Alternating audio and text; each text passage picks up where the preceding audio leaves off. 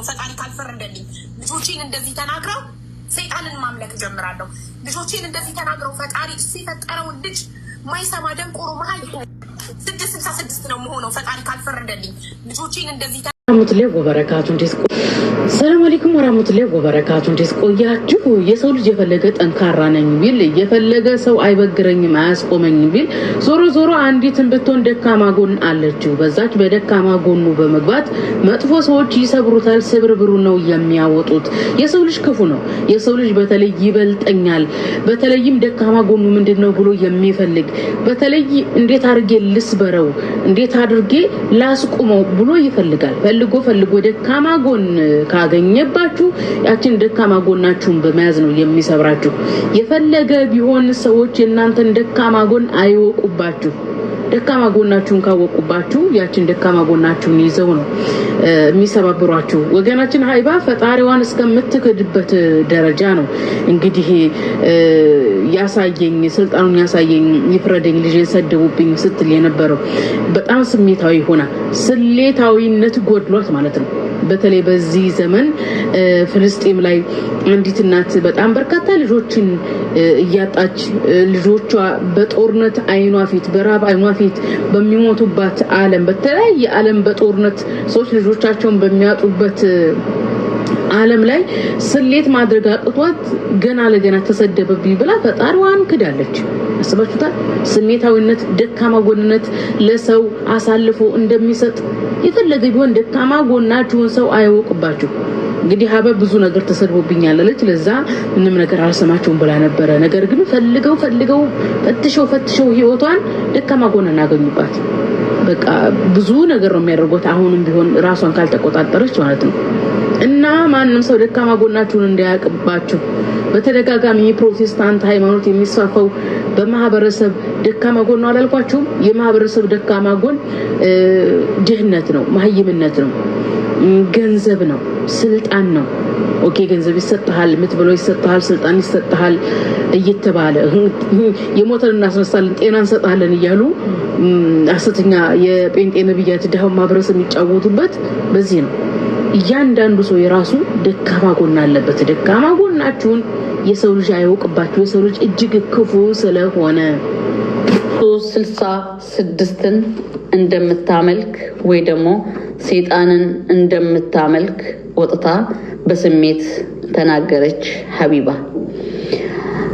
ለምንድን ነው እንደዛ ያለችው? ልጇን ስለነኩባት።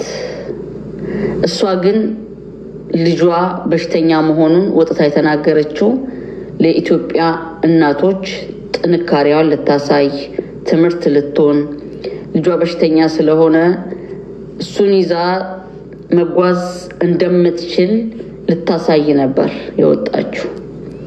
አንዳንድ ሰዎች ግን አይነ ስውር ማለት ሲችሉ እውር፣ ማየት የተሳነው ማለት ሲችሉ እውር፣ መስማት የተሳነው ወይ ደግሞ መስማት የማይችል ጆሮ ችግር አለበት ማለት ሲችሉ ደንቆሮ፣ እግሩ አካለ ስንኩል ነው ማለት ሲችሉ አንካሳ፣ ብቻ የሆነ ሰውን የሚያናድድ ቃላት እየተጠቀሙ የሚናገሩ ሰዎች አሉ። ትርጉሙ ግን አንድ ነው። ኦኬ ብዙ ጊዜ ከሀቢባ ጎን የቆማችሁ ሰዎች ምን አላችሁ? አንቺ ጠንካራ ነሽ፣ ለብዙ እናቶች ተምሳሌት ትሆኛለሽ። ለየትኛው እናት? ለኢትዮጵያ እናት? በሽታ ቤታችሁ ያልገባ በሽታን ማታውቁ ናችሁ እንደዛ የምትሉት እንጂ የኢትዮጵያ እናትማ ትወልዳለች፣ ጦርነት ይቀማባታል፣ ጦርነት አጉድሎ ይልክላታል። ትወልዳለች፣ 10 ከወለደች 2 ጤነኛ ይዛ ትቀራለች። 5 ከወለደች 1 ጤነኛ ይዛ ትቀራለች። 3 ወልዳ ደግሞ 3ቱም ደግሞ ጤነኞች አይሆኑባትም፣ በሽተኞች ይሆናሉ። በረሃብ በጦርነት በስደት ታጣቸዋለች። ለየትኛው እናት ነው ታዲያ ሀቢባ ጠንካራ እናት ሆና ልታሳይ የምትችለው? ሀቢባ ልጇን ያሰደበችው ራሷ ናት። የጉራጌ ማህበረሰብ ጥንካሬውን፣ ለስራ ያለውን ፍቅር፣ ስብዕናውን ልትገልጽ ፈልጋ ጉራጌ ሚስቱን ቀብሮ ሱቅ ይከፍታል፣ የቀበረለት ሱቅ ይከፍታል አለች። የጉራጌ ማህበረሰብ ደግሞ ተቆጡ። እንዴት እኛ በምን ከማህበረሰቡ እንለያለን? አንጀት የለንም ወይ? አናዝንም ወይ? ስለዚህ ይቅርታ ጠይቂ ያሏት። እሷም ደግሞ በበታችነት ስሜት ስለተጠቃች ባላጠፋሁት ነገር ይቅርታ አልጠይቅም አለች። ይቅርታ አልጠይቅም ስትል ምን አደረጉ ባለጌዎች፣ ተኩላዎች ምን አደረጉ? ሰደቧት፣ ልጇን ሰደቡባት። የብዙ እናቶች የብዙ ልጆች መደፈር፣ ተደፍረው መገደል ልቧ ውስጥ አላስገባችሁም ነበር። የሷን ብቻ ነው እንትን ውስጥ ያስገባችሁ፣ ልቧ ውስጥ ያስገባችሁ። ብዙ እናቶች ልጆቻቸው ተደፍረውባቸው አፋቸው አሸዋ ሞልተውባቸው ገለውባቸዋል። የህፃናትና የሴቶች ሴክሹዋል ቫይለንስ ኢትዮጵያ ላይ ከቀን ወደ ቀን እየጨመረ ከቀን ወደ ቀን ስቃይ እየጨመረ የሚሄድባት ሀገር ከዛች መጥታ ልጄ እንደዚህ ተባለ። እንዳንዲት እናት እንደዛ ልትባላት አይገባም ነበር። ግን ሀቢባ ወጥታ ልጇን ልጄ በሽተኛ ነው ስትል የኢትዮጵያ ህዝብ ቤቷ ገብቶ አይደለም ያየው። ልጇን አስፈቀደ አይደለም። 18 ዓመት ሲሞላው ለምን ተናገርሽ የኔን በሽታ ሊላት ይችላል። ምን አገባሽ ሊላት ይችላል። ልጇ ሊወቅሳት ይችላል። እሷ ግን ምንድነው የምትለው? ልጇን ስለሰደቡባት ቪዲዮን አስቀምጣ ለልጇ ልታሰማው ልታሳየው ነው የምትፈልገው። ሚዲያ ላይ የምናውቃቸው ሰዎችና በአካል የምናውቃቸውን ሰዎች ለይተን ማወቅ አለብን። የሚሰብሩ ሰዎች እንዳሉ፣ የሚጠግኑ ሰዎች እንዳሉ ሁሉ የሚሰብሩ ሰዎች አሉ። ስለዚህ ሀቢባ ብዙ ጊዜ እኔ አንዳንዴ ቪዲዮ ሰራብሽ ነበረ። ብዙ ጊዜ ሳይሆን አንዳንዴ ኦገስት ወር 2024 ቪዲዮ ሰርቼብሽ ነበር። ትንሽ ካየሁሽ በኋላ ማለት ነው። ላይቭ ላይ ሙቼ አላይሽም፣ ተቆራጦ የሚመጣው ነው የማየው። ትንሽ አነጋገርሽ ትንሽ የማትኖሪውን ህይወት ስለምታወሪ ተይ፣ እንደዚህ ጥሩ አይደለም። ሰው ቤት የሚሰሩ ልጆች ብዙ ይሰማቸዋል እና እንደዚህ አትበይ ብዬ ብዙ ጊዜ ቪዲዮ ሰርቼብሽ ነበር። ብዙ ጊዜ ላለው ነው ደግሞ አንዴ ነው ሁለቴ ነው የሰራሁብሽ። ከዚህ ጋር ሶስተኛ ቪዲዮ ነው የምሰራብሽ ያለሁት። ስለዚህ ማነው በጎች እንዳሉ ሁሉ ተኩላዎች አሉ። አንዳንዴ ሰድቦሽ ይቅርታ ሲጠይቁሽ አይ ቢላዋችሁን አስተካክላችሁን የመጣችሁት ምናምን እንደዛ የሚባሉ ለማን ነው? የልብ ጓደኛ አጠገብሽ ያለ እንደዛ ሲከዳሽ ምናምን ነገር ነው። ሚዲያ ላይ የምታውቂው ሚዲያ ላይ ነው የሚረሳው። ስለዚህ ለሀቢባ አድርሱላት። ራስሽ ማንም ሳይጠይቅሽ የልጅሽን በሽታ ተናገርሽ፣ የጉራጌ ማህበረሰብ ተናገርሽ፣ እነሱ ደግሞ ተናደው ይሄን ተናገሩ። አገላለጹ ላይ ነው። አንቺም የጉራጌ ህዝብ ስብዕና ጉብዝናውን ጥንካሬውን ልትገልጪ ፈልገሽ ቃላቶችን አልመረጥሽም። እነሱም ደግሞ መስማት የማይችለው ልጇ ለማለት ደንቆሮ አሉ። ያደንቆራቸውና ማለት ነው። ሁለታችሁም አንድ አይነት እንትን ነው የተናገራችሁት። ስለዚህ አንቺ ባጭሩ ይቅርታ ጠይቀሽ እንትን ማለት ሲገባሽ፣ ነገሮቹን ማሳጠር ሲገባሽ፣ በበታችነት ስሜት የምትሰቃይ ሰው ስለሆንሽ ምንድን ነው ያልሽው? ባለጥፋቴ ባላጠፋሁት ነገር ይቅርታ አልጠይቅም። አንድ ሰው ሁለት ሰው አይደለም የተናገረሽ። በብዛት ወጥቶ ቪዲዮ ሰርተው ይቅርታ ጠይቂ ያሉሽ። ይቅርታ ጠያየቁ እግር ላይ ውደቂ አይደለም ያሉሽ። አንቺ ማለት የነበረብሽ ማህበረሰቤን ከማሞገስ የተነሳ ነው እና ቃላቶቹ የተናገርኩት ቃላት አይመጥነውም በእርግጥ። ስለዚህ ጥፋት መስሎ ከተሰማችሁ ይቅርታ፣ ባታምኝበትም ማለት ነው ይቅርታ ያለሽ። አንቺ ግን ብዙ ጊዜ እኔ በበታችነት ስሜት የተጠቁ ሰዎችን ሳይ እኔ እኮ ፍንክች አልልም ይሏቸዋል። ካልኩት ነገር ፍንክች አልቻልም እኮ እኔ በሰው አልመራ ምናምን ይሏቸዋል። ስታያቸው ግን በተግባር ስታዩ ሌላ ነው፣ ወሬ ላይ ሌላ ናቸው፣ እዚህ ሚዲያ ላይ ማለት ነው። ስለዚህ ለማለት ፈልጋለሁ ብዙውን ጊዜ አትሳሳቺ፣ የሚጠግን እንዳለ ሁሉ የሚሰብር አለ ለማለት ነው። አመሰግናለሁ። መልካም ቀን። በቢን ብላ የእናትነት ፍቅሯ ከኢማኗ አገንፍሎ ወጥቶ የእሱን መኖር እክዳለሁ እንዳለች ሁሉ ሌላ ሀገር ላይ ደግሞ ልጇን በየቀኑ እየገበረች ልጇ በረሃብ ፊት ለፊቷ እየሞተ ልጇ በቦምብ ፊት ለፊቷ እየተበታተነ አካሉ የአላህን ታላቅነት የምትመሰክር ታማኝ ባሪያ አለችው። ስለዚህ አላህ ሱብሃነሁ ወተዓላ የሚጎልበት ምንም ነገር ስለሌለ አትሞኙ። ይሄን ካላረክልኝ ከዚህ መንገድ እወጣለሁ፣ አላህ ምንም አይጎልበትም። ምክንያቱም እዛ ጋር ልጇ እየተሰደበ አይደለም፣ በቦምብ እየፈነዳ አካሉ ፊት ለፊቷ እንዲህ ለቀብር እንኳን እንዳያመችሉ እየሞተ የኔ ጌታ በነገሮች ሁሉ ትክክል ነው ብሎ የምትመሰክርለት የሚመሰክርለት ባሮች ስላሉት አላህ ምንም አይጎዳም። አትሞኙ።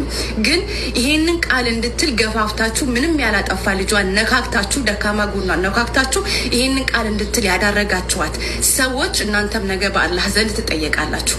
እናንተ ተርቢያ የማታውቁት አግድም አደጎች ማለት ነው። ምንም በማያረገው ልጇ አላህ ሱብሃነሁ ወተዓላ በሰጠው እንትን እንደ ነውር አይታችሁ እንደዛ ከፍና ዝቅ አድርጋችሁ አንድ ፍሬ ልጇን በሰው ሀገር ብዙ ነገር ሆናበት ያሳደገችው ልጇን እንደዛ ተናግራችሁ ከድንበር እንድታልፍና እንድትናገር ያደረጋችኋት በአላህ ዘንድ ነገ ትጠየቃላችሁ። ሐስቢ አላህ ወነዕመል ወኪል። አንቺ እህቴ ረጋ ብለሽ በተረጋጋ መንፈስ አንቺ ልጅሽ አጠገብሽ ነው። ቢርባው ቢጠማው ታውቂዋለሽ። ፊት ለፊትሽ እያሳደግሽ ነው። እነዛን እናቶች አስበሽ የአላህን ታላቅነትን ሁሌም ልጃቸውን እየገበሩ የሚመሰክሩ እናቶችን አስበሽ ተረጋግተሽ እስቲግፋር ለማድረግ ሞክሪ። እዚህ ጋር ልጄ ተሰደበ ሆኖ ፈጣሪ ካልፈረደልኝ ልጆቼን እንደዚህ ተናግረው ሰይጣንን ማምለክ ጀምራለሁ። ልጆቼን እንደዚህ ተናግረው ፈጣሪ እሱ የፈጠረውን ልጅ ማይሰማ ደንቆሮ መሀል 666 ነው መሆነው ፈጣሪ ካልፈረደልኝ ልጆቼን እንደዚህ እምነቷ ላይ ጥያቄ ያነሳችሁ። ሲጀመር ሀቢባ እምነት ያላት አይመስለኝም። ወይ ክርስቲያን አይደለችም ወይ ሙስሊም አይደለችም። ለእኔ ወይ የሙስሊም አህላቅ የላትም ወይ የክርስቲያን አህላቅ የላትም። ማዕከል ነች። ሲጀመር ሀቢባ የትኛው እምነት ተከታይ እንደሆነች እኔ አላውቅም። ሂጃብ ታደርጋለች፣ ሰግዳ ለጾማለሁ ትላለች፣ መስቀል ያለው ልብስ ትለብሳለች። ክርስቲያን ትሁን ሙስሊም አላውቅም። ይሄ የግል መብቷ ነው። ግን እናንተ አጨብጫቢዎች ጉዳይ ነው የሚገርመኝ። እኔ ልጇ ስለተሰደበባት ነው። ሲጀመር ራቁቱን ገበያ ወጥቶ እምሴኒው ጡቴን አትዩ የሚባል ነገር የለም። ራቁት ገበያ ከወጣ ሁሉ ነገር ይታያል። ወደ ሚዲያ ስትወጣ የሚመርቅህ አፕሪሼት የሚያደርግህ እንዳለ ሁሉ የሚሰድብህ የሚያዋርድህ አለ። ይህንን አምነህ ተቀብለህ ነው መውጣት። ሲቀጥል ደግሞ ሀቢባ የያዘችው የቢዝነስ ጉዳይ ነው። ቢዝነስ ደግሞ እንደዚህ አይነት ጣጣ ያመጣል። ይህ ለተቸገሩ ሰዎች እየረዳው ነው፣ እያሰባሰብኩ ነው። ከሌ ስላላሰባሰብኩ እንደዚህ ጠላት በዛብኝ የሚባል ነገር የለም። ለየትኛውም ለተቸገረ ሰው ያሰባሰበ ሰው አላውቅም። ቲክቶክ ላይ የሚያሰባስብ ሰው የራሱን ትርፍ ያገኛል። ሼር ነው የሚያደርገው። የተቸገረ ሰው 100 ሺህ የሚሰበሰብለት ከሆነ 50 ሺህ እሷ ታገኛለች። አለቀ። ቢዝነስ ነው። ቲክቶክ ላይ የሚሰበስቡ ሰዎች በነጻ ሰብስበው አያውቁም። ማር በለው ሀቢባ በለው ማን በለው ማን በለው ቲክቶክ ላይ ሰጪው ነው የሚጎዳው እንጂ አሰባሳቢዎቹ ትርፋማ ናቸው። እሱ የራሷ ጉዳይ ነው። ግን እኔ የሚገርመኝ አጨብጫቢዎቹ ጉዳይ በልጇ ተመቶባት ነው። እሺ ልጆቻቸው በድሮን ያለከባቸው የትግራይ እናቶች እምነታቸው ላይ ጥያቄ አንስተዋል እንዴ? ልጆቻቸው የመኖር መብት የተነጠቁ የፍልስጤም እናቶች ፈጣሪ ላይ ጥያቄ አንስተዋል እንዴ? እኔ የሚገርመኝ ፈጣሪ ላይ ጥያቄ ማንሳቷ ሳይሆን መጀመሪያ በፈጣሪ ታምነ ነበረ ወይ? በየትኛው ፈጣሪ? ኦርቶዶክስ እምነት ላይ መርህ ያደረገው እምነት ላይ ያለውን ፈጣሪ ላይ ነው የምታመልከው የነበረው ወይስ እስልምና ላይ ያለውን አሽሃዱ አላ ኢላሃ ኢለላህ ወአሽሃዱ አነ ሙሐመድን ረሱሉላህ የሚለውን መርህ ተከትላ ነበረ የምታመልክ የነበረው? መጀመሪያውኑ 66 ሆናለሁ 99 ሆናለሁ። ምን አገባን? ምን አገባን? ለምንድን ነው መጀመሪያ ልጅሽ እንዳይሰደብ ከፈለግሽ አርፈሽ መቀመጥ ነው።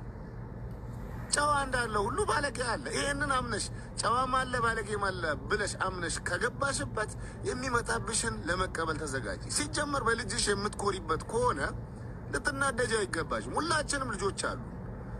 ግን ልጅ የተሰደበብኝ ብዬ ከፈጣሪ ጋር ልጋፋም። የእኔ ልጅ የማህበራዊ ሚዲያ ሰው ባለጌ ነው። የእኔ ልጅ በ6 ቀኑ በተወለደ በ6 ቀኑ ልጅህን ይንጠቅ የመኪና አደጋ ይብላብህ ሲል ሲሳደብ ሲራገም የነበረ ህዝብ ነው። አውቀዋለሁ፣ አልፌበታለሁ። በአንቺ ልጅ ብቻ አይደለም በእኔም ልጅ ከዚህ በፊት ድንበር ያለፈ ንግግር ሲናገር ሰምቻለሁ። ተናድጄ ግን እኔ ህዝቡ ላይ ረገጣ ልውጣበት እንጂ ተሳዳቢው ላይ ረገጣ ልውጣ እንጂ አላህ ሱብሓነሁ ወተዓላ ያንን ልጄን የሰጠኝ ፈጣሪ ላይ ጥያቄ አላነሳው። በእጄ አብኩቼ አይደለም የሰራሁት፣ እሱ ነው የሰጠኝ ፈጣሪ ላይ ግን ጥያቄ አላነሳም። አንቺም የሰጠሽ ፈጣሪ ላይ ልጅሽን የሰጠሽ አሳምሩ ውብ አድርጎ የፈጠረልሽን ፈጣሪ ላይ ነው ጥያቄ ያነሳሽው። ያልሆነ ምክንያታዊነትን ለምን በስስጎና ተመቶባት እኮ ነው። ያው ልጆች አሉን፣ እኛ ልጆቻችን ስስጎኖቻችን ናቸው። ግን እነዛ ስስጎኖቻችን የመጡት ጥያቄ ባነሳችበት በፈጣሪ አማካኝነት ነው ያገኘናቸው። በልጄ ላይ ስትዘባበት ካየው አንተ ላይ ነው እንጂ የምዘባበተው ልጄን በታምሩ በጥበቡ አሳምሮ በሰጠኝ ፈጣሪ ላይ አላህ ላይ ጥያቄ አላነሳም። ምንም አይነት ሀቅ አላት እኮ ምንም ሀቅ የላትም። የቢዝነስ ሰው ነች፣ የሚዲያ ሰው ነች። ይሄ ነገር እንደሚገጥማት መዘጋጀት ነበረባት፣ ማወቅ ነበረባት። አለቀ። ይሄ ነው። ይሄ ያልሆነ ሲጀመር አሁንም በቢዝነስ ለማጣጣፍ ነው። በቃ ትኩረት ታገኛለች። ልጅዋ ተሰደበባት፣ ደጋፊዎቿ ነቃፊዎቿ ይበዛሉ። ደጋፊዎቿ ይረዷታል፣ ጊፍት ይሰጧታል። ቢዝነስ ነው። አሁንም እኔ ብሆን ተሳዳቢዎቹ እረግጣቸዋለሁ እንጂ ፈጣሪ ላይ ጥያቄ አላነሳም። ልጄ ተሰደበብኝ፣ በቃ ቢዝነስ ነው። አሁንም ጊፍት የሚሰጣት ሰው በቃ የሚያዝንላት ምናምን ልክ እንዳ የሚል ሰው ይመጣል፣ ጊፍት ይሰጧታል። በጊፍት ነው የምታበረታቱት፣ የምታጽናናት በጊፍት ነው፣ በገንዘብ ነው። ሰው ምን ያህል ደረጃ ርቆ እየሄደ እንዳለ ይህንን ትኩረት ለማግኘት ይህንን ጊፍት ለማሰባሰብ ምን ያህል ርቀት ላይ እየሄደ እንዳለ ብታውቁ ትታደቡ ነበር። ይሄ ቲክቶክ ከመጣ በኋላ ኢትዮጵያውያን እንዴት እንደባለጉ ምን ላይ ድንበር ማለፍ እንደጀመሩ ብታውቁ ኖሮ ትጠነቀቁ ነበር። በገንዘባችሁ ወንጀል አሰሩም ነበር። ሀቢባን ያሳበዳት የቲክቶክ ገንዘብ ነው። ሌሎችን ያሳበዳቸው የቲክቶክ ገንዘብ ነው። ሰርቶ ከመብላት ለምኖ መብላት፣ ክብርን አዋርዱ መብላት ተመርጧል በአሁኑ ሰዓት። ሀቢባ አሁን የትኛው ፈጣሪ ላይ ነው ጥያቄ ያነሳቸው? ኦርቶዶክስ ቤተክርስቲያን ላይ ያለው ፈጣሪ፣ እስልምና ላይ ያለው ፈጣሪ ላይ ነው ጥያቄ ያነሳቸው? ምክንያቱም የትኛው እምነት ተከታይ መሆኗን ግልጽ አይደለም። አንድ ሰው ሙስሊም ከሆነ ሙስሊም ነው የሚመስለው፣ አንድ ሰው ክርስቲያን ከሆነ ክርስቲያን ነው የሚመስለው። ሀቢባ ደግሞ ክርስቲያንም አትመስልም፣ ሙስሊምም አትመስልም። ክርስቲያን መስላ ስናገኛት ሙስሊም መስላ እናገኛታል። ሙስሊም ነች ብለን ሳናበቃ ክርስቲያን መስላ እናገኛታለን። እንደዚህ አይነት ሃይማኖት የለም። ሁሉም ባመነበት እምነት ላመነበት እምነት ታማኝ መሆን አለበት። ላመነበት እምነት አንድ ሰው አንዴ ሙስሊም አንዴ ክርስቲያን ከመሰለ ራሱን እንደዛ ሰዎች ሲያዩት እንደዛ ካስመሰለ ከአንዱ ካልተመደበ የትኛው ላይ ነው የቆመው? እና በቃ ሀቅ አላት እኮ ምንም ሀቅ የላትም። ሲጀመር ልጅ የተሰደበ ብላ ብላ ጊፍት እየሰበሰበች ነው። አሁን የተቸገረ ሰው ወላሂ የተቸገረ ሰው አንድም የቲክቶክ ሰው የተቸገረ ሰው ረድቶ አያውቅም። ራሱን ነው እየረዳ ያለው። አንድ የተጎዳ ሰው እንደው አንዳንዴ ሰርች አድርገው ፈልገው አምጥተው የከሌ ተጎድቷል ምናምን 100 ሺህ ይሰበሰባል። 50 ሺህ ለእሷ ገቢ ይሆናል፣ 50 ሺህ ለተጎዲው ይሰጣል። ያቃለቀ ቢዝነስ ነው፣ ትርፍ ነው። ይሄ ነው የጨዋታውን እኛ ድሮ ያወቅነው ጨዋታ ነው። ከኛ በፊት የሚዲያን ጨዋታ የሚያውቀውም የለም። ዛሬ ሰሞኑን የመጣችሁ ሰዎች በቃ ዝም ብላችሁ አንዴ ወደዚህ ግር አንዴ ወደዚህ ግር መርህ የላችሁም። ወደዚህ ትሄዳላችሁ እንጂ ጨዋታውን ድሮ እናውቀዋለን እኛ። የማህበራዊ ሚዲያ ሰው አጭበርባሪ ነው የመጨረሻ ማለት ነው። ቲክቶክ ከመጣ በኋላ ደግሞ ማጭበርበር የማይችሉ ሰዎች ራሱ ለማጭበርበር የሚያደርጉት ጥረት ይገርመኛል። ልጅ የተሰደበብኝ ከዛ በቃ ያዘኑላት ሰዎች ጊፍት ይሰጧታል። ላይቭ ላይ ወጣ እያለች ጊፍቷን ደግሞ እየቆጠረች እኮ አለቀ። 6 ሆናል። እኔ እኮ የሚገርመኝ በሰው ተናዳችሁ እብለትን ቀይራለሁ የምትሉ ሰዎች እንዴ ለራሳችሁ ብላችሁ ነው ያመናችሁበትን እምነት የምትከተሉት ወይስ ለማህበረሰቡ ብላችሁ ነው? እኔ አሁን ከእስልምና ቦታ በእስልምና ላይ የመቀነሰው ነገር አለ እንዴ? አለ? የለም። አንድ ሰው ከኦርቶዶክስ ስለወጣ ኦርቶዶክስ ላይ የሚቀንሰው ነገር አለ? የለም። ዝም ብላ አታቃጥር። ያ ተቋም የተጎዳ አስመስል አትናገር። በቃ ያመንክበትን እምነት የመከተል መብትህን አከብራለሁ። ግን በአሁኑ ሰዓት እያየሁ ያለሁት ያመንክበትን እምነት